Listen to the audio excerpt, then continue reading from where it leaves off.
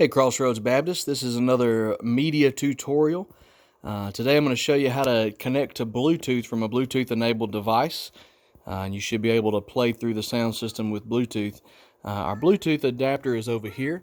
So this is going to receive the signal from a Bluetooth enabled device. To connect to it the first time, you just hold down this Bluetooth button here until this RX or receiving light is flashing red and blue. And then if you find your Bluetooth enabled device settings, you'll see that one MIIBO3 has popped up, and that's the device that we have in front of us today. So we're going to click on that to connect. I don't believe it has a password or anything on it, so you should be able to just connect. All right.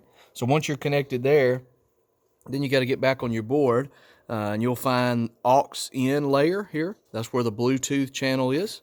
And you'll see it here is labeled in the scribble strip as Bluetooth. So let's unmute that. We'll make sure that our volume is turned up good here. One thing to remember is that your volume on your device is going to have to be turned up as well. So make sure that you have your device turned up to probably about 3/4 of the volume. Then you can make your adjustments here when you play your audio through Bluetooth. That's that easy.